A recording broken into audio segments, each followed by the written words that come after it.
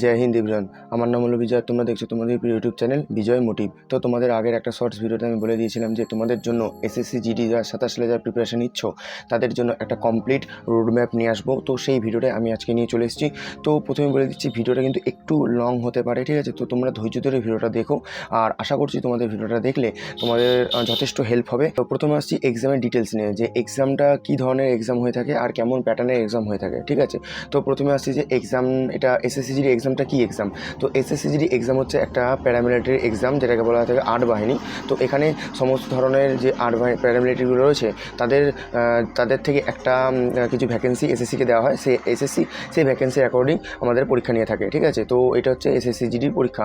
তো এই পরীক্ষায় 4টে সাবজেক্ট হয়ে থাকে। প্রথমে হচ্ছে তোমার ম্যাথ, রিজনিং, হিন্দি আর হচ্ছে জিকে জিএস, ঠিক আছে? হিন্দি আর একটা ইংলিশও রয়েছে। তো এই হচ্ছে তোমার সিলেবাস, ঠিক আছে? আর এখানে ফিজিক্যালও রয়েছে তোমার মেলদের জন্য 24 মিনিটে 5 কিলোমিটার এবং ফিমেলদের জন্য 1600 মিটার 8 মিনিটে। তবে থেকে ইন্ডিয়ান আর্মিকে অগ্নিবীরের স্কিমে বদল করে দেওয়া হয়েছে, তবে থেকে এই এসএসসি জিডির ক্রেজ প্রচুর বেড়ে গেছে। মানে এখন যেই উচ্চ মাধ্যমিক দিচ্ছে অথবা যেই ধরো কম্পিটিটিভ লাইনে ঢুকছে, সেই প্রথমেই টার্গেট থাকছে কি যা হোক করে এসএসসি জিডি ক্র্যাক করা। তো তোমরা এসএসসি জিডি কীভাবে ক্র্যাক করবে, তো সেটারই আমি একটা ছোট্ট রোড ম্যাপ বা একটা ডিটেলস রোড ম্যাপ আমি তোমাদের সামনে তুলে ধরবো। তো প্রথমে বলবো যে তোমাদের প্রতিটা সাবজেক্টে কত টাইম দিতে হবে এবং কেমন করে কি পড়তে হবে। প্রথমে আসছি রিজনিংয়ে। দেখো, রিজনিং হচ্ছে একটু প্র্যাকটিস টাইপের একটা সাবজেক্ট, যেটাকে বলতে গেলে তুমি পড়ে মুখস্থ করতে পারবে না কোনো দিনই। এটাকে যত তুমি প্র্যাকটিস করবে তত তোমার হাতে স্পিড বাড়বে, তোমার ক্যালকুলেশন ফাস্ট হবে, ঠিক আছে? আর তোমার যে লজিকগুলো আছে সেটা খুব তাড়াতাড়ি তোমার মাইন্ডে আসবে, ঠিক আছে? তো তোমাদের কী করতে হবে, ধরো যারা নতুন শুরু করছো তারা ইউটিউবের একটা প্লেলিস্ট থেকে তোমরা প্রথমে সিলেবাসটা কমপ্লিট করবে, রিজনিংয়ের সিলেবাসটা। আমি প্লেলিস্টের লিঙ্কটা আমি এই ভিডিও ডিসক্রিপশন বক্সে দিয়ে দেবো। আর তোমরা এই প্লেলিস্টটা দেখতে পাচ্ছ অতুল স্যারের, এই প্লেলিস্ট থেকে তোমরা রিজনিংটা কমপ্লিট করতে পারো। রিজনিংয়ে প্রথমে সিলেবাস কমপ্লিট করার পর তারপর তোমাকে যথেষ্ট পরিমাণে প্র্যাকটিস করতে হবে। যদি তুমি প্র্যাকটিস না করো তাহলে কিন্তু তুমি ভুলে যাবে, ঠিক আছে? তো রিজনিংয়ে কিন্তু তোমাকে মেন ফোকাস দিতে হবে তোমার প্র্যাকটিসের ওপর, ডেইলি সিলেবাস কমপ্লিটের ওপর। আর প্রতিদিন চেষ্টা করবে একটা করে তোমার ক্লাস দেখার। তা না হলে তোমরা কিন্তু পরবর্তী যখন এক্সাম আসবে তখন কিন্তু তোমরা শেষ করে উঠতে পারবে না। আর তোমরা যদি চাও যে রিজনিংয়ের একটা বই ফলো করতে, তো তোমরা আরডব্লিউ যে এসএসসির জিডি যে বই রয়েছে, সেই কম্বো বইয়ের মধ্যে একটা রিজনিংয়ের বই আছে, সেই বইটা তোমরা ফলো করতে পারো। দেন আসছি জিকে জিএসে। তো তোমরা তো জানোই যে জিকে জিএস কিন্তু একটা বিরাট সমুদ্র। এখান থেকে যতই তোমরা পড়ো না কেন, তোমাদের কিন্তু যে ভ্যালুটা থাকবে সেটা কিন্তু 1 কাপ জলের মতনই থাকবে, ঠিক আছে? এটা শুনতে হয়তো খারাপ লাগতে পারে, কিন্তু এটাই কিন্তু বাস্তব। তো জিকে জিএসের ওপর আমি বিশেষ করে বেশি টাইম দিই না, কারণ আমি অন্যান্য সাবজেক্টেও বেশি টাইম দিই। তো তোমরা কী করবে, তোমরা কিন্তু অবশ্যই দেবে, কারণ বর্তমানে জিকেরও প্রচুর ওয়েটেজ রয়েছে। তা জিকের জন্য একটা তুমি বই ফলো করতে পারো। সেই বইটা হচ্ছে তোমার আরডব্লিউর বই আছে, ইয়েলো বুক, যেটা আছে হলুদ কালারের বই। সেই বুকটা তুমি ফলো করতে পারো। সেই বুকটা তুমি আরডব্লিউর যে কম্বো বই আছে তার মধ্যে থেকে পেয়ে যাবে। অথবা তোমরা যদি একটু ভালো লেভেলে জিকে পড়তে চাও, বা মনে করো যে তোমার এসএসসি জিডি শুধু জিকে পড়বো না, তার পাশাপাশি অন্যান্য পরীক্ষা, স্টেটের পরীক্ষা হোক অথবা অন্যান্য এসএসসি কোনো পরীক্ষা হোক, রেলওয়ের পরীক্ষা হোক, সেই পরীক্ষার জন্য আমি জিকের প্রিপারেশন নেবো, তাহলে তুমি ক্র্যাক ডাব্লিউবিসির যে বইটা আছে, এই বইটা থেকে তুমি পড়তে পারো। এই বইটাতে খুব সুন্দরভাবে এক্সপ্লেন করে দেওয়া হয়েছে সমস্ত কিছু, ঠিক আছে? জিকে সমস্ত টপিক। তারা মনে করছো জিকেতে একটু ভালো নাম্বার করতে চাও, বা জিকে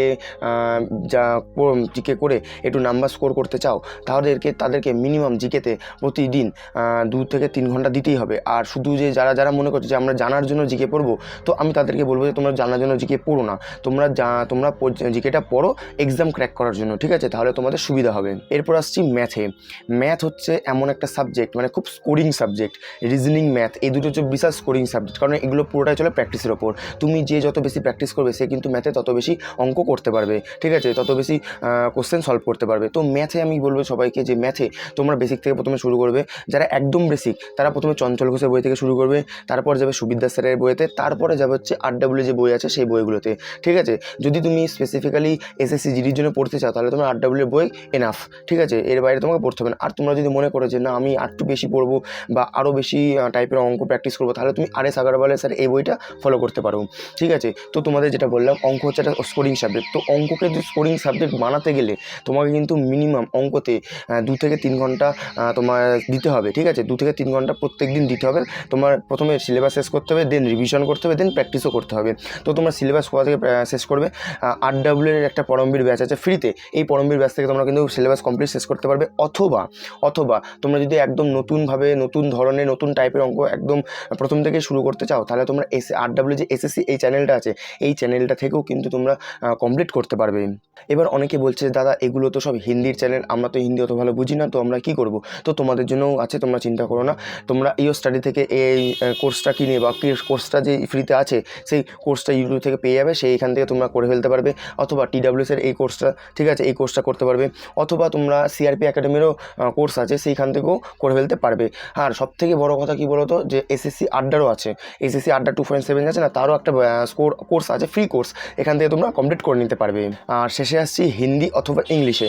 যারা মনে করছো যে আমি অল্প দিন পড়ে বা অল্প তোমার প্রিপারেশন নিয়ে বা অল্প দিনের প্রিপারেশন নিয়ে একটা চাকরি করতে চাই বা ভালো পোস্ট পেতে চাই, ভালো চাকরি পেতে চাই আর কি, সেটা ঠিক আছে, তো তোমাদেরকে বলবো যে তোমরা হিন্দি চুজ করবে, ঠিক আছে, তোমরা হিন্দি চুজ করবে। আর যারা মনে করছো যে না আমি সমস্ত ধরনের এক্সাম দেবো, আমাদের রাজ্যে যে এক্সাম আছে, ঠিক আছে, WBP, KP, তারপরে WSSC যে এক্সামগুলো আছে সেগুলো দিতে চাই, অথবা SSCর MTA, CGL, CHSL, ঠিক আছে, ফেস 15-14 যেগুলো আছে সেগুলো দিতে চাই, তা তোমাদেরকে আমি বলবো যে তোমরা ইংলিশ চুজ করবে। কারণ আমি একটা বড় ভুল করেছি যে আমি 2 বছর ধরে পুরো হিন্দি পড়েছি, যার ফলে কী হয়েছে আমার যে ইংলিশ সেটা একদমই কমজোর হয়ে গেছে।